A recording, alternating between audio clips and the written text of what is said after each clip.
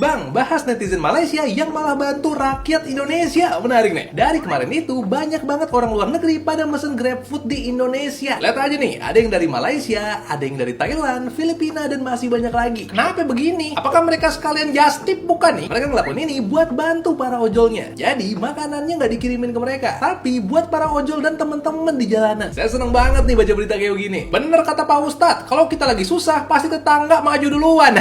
Nah, yang menarik, netizen luar pada kaget. Makanan di Indonesia murah banget. Ini aja yang bilang mereka bisa ngasih makan 5 orang cuma dengan 30 ringgit atau sekitar 116 ribu. Ini nunjukin kalau rupiah berarti lemah banget bagi mereka. Karena mereka bisa bantu banyak orang dan ngerasa kalau itu masih sangat terjangkau. Udah gitu, kalau kita bandingin sama Malaysia misalnya, pendapatan rata-rata mereka lebih tinggi. UMR di sana aja sekitar 6,3 jutaan. Bahkan kasir di sana gajinya sekitar 9,4 juta. Listnya bisa kamu cek sendiri nih di artikel ini. Netizen ngeliat kejadian ini antara seneng sama sedih. Seneng karena tetangga kita pada solid banget, dengan senang hati ngebantu. Sedih karena rupiah ternyata nggak berasa bagi mereka. Nah, buat melampiaskan kekesalan, ada netizen yang ngomong begini, Ahmad Syaroni from Malaysia. Terus orang Malaysianya ngebolehin aja biar kitanya seneng katanya. Nih antara kocak sama sedih sih.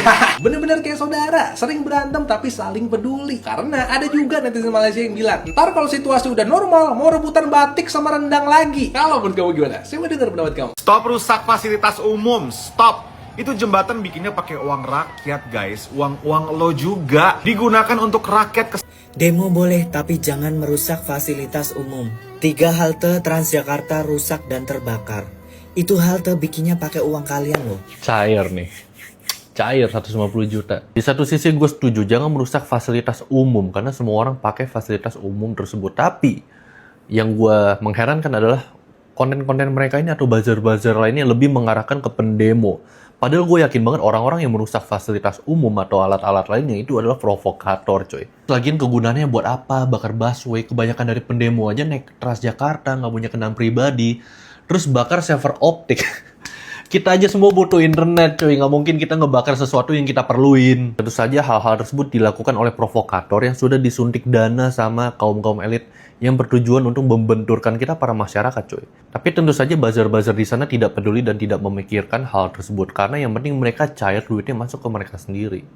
Pink hijau berarti kita mendukung Ibu Rasis dan pro Pak Anies. Bukan gitu. Kok tiba-tiba ada Pak Anies ya? This is not about him, this is not about Ibu Rasis. Walaupun jujur aja kita nggak tahu video itu deepfake atau bukan. Tapi this is not about Pak Anies dan Ibu Rasis. Pink sendiri selalu menjadi lambang kekuatan, lambang untuk perempuan superheroes. Warna pink dipakai juga untuk logo feminin dan juga kanker payudara. Bahkan pada dulunya sejarahnya warna pink ini adalah warna maskulin untuk laki-laki dan menunjukkan status kekayaan. Tapi ini semua di luar konteks. Fokus kita adalah perubahan yang baik untuk Indonesia. Apa sih yang bikin warga Indonesia itu sebenarnya protes? Bukan masalah DPR aja, tapi banyak. Sudah bertumpuk permasalahan yang ada di Indonesia ini. Dan sebelum ada protes ini, apakah kalian berani semuanya untuk call out Pak Sahroni seperti itu? Untuk mempermalukan celana dalamnya lah, apanya lah? Belum tentu. Karena apa? Karena kalian takut hidupnya dipersulit.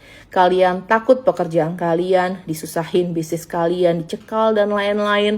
Mungkin kalian juga takut didoxing. Karena sudah pernah kejadian kalau kalian call atau tengah mempermalukan pejabat, yang ada kalian kena doxing. Malah mungkin dipanggil. Yang jelas Miss yakin semua orang di Indonesia tidak akan setuju kalau DPR itu hidupnya penuh dengan hedon dan juga tidak ada respect dan hormat ke tempat kerja meetingnya mereka, diperlakukan seperti tempat permainan. Kita adalah orang yang taat pajak dan hidupnya suka dikejar-kejar oleh pajak seolah-olah kita adalah kriminal.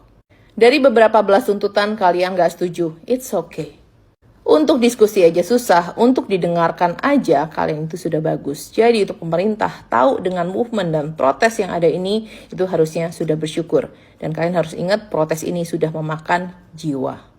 Dan Miss juga yakin negara kita, pemimpin negara kita adalah orang-orang yang isinya banyak orang bijak juga. Mereka akan mengukur apakah ini make sense atau enggak tuntutan dari masyarakat yang sudah dikumpulkan. Intinya, warna hijau dan pink ini bukan tentang Ibu Rasis dan Pak Anies. Ini adalah tentang perubahan yang kita harapkan ada di Indonesia dan belum kejadian. Dan untuk ingetin, ini masih berjalan nih, walaupun sekarang sudah damai, nggak ada keributan, semuanya sudah mulai jalan seperti hari-hari biasanya, tapi ekspektasi kita sebagai warga negara Indonesia itu belum terpenuhi. Dan kalian harus ingat, jangan mudah terpecahkan. Hanya karena kalian nggak suka dengan warna pinknya, bukan berarti movementnya itu sudah tidak ada lagi. Jadi jangan saling bertengkar dan jangan saling mengecilkan satu sama lain ketika protes kita dan tujuan kita itu sama.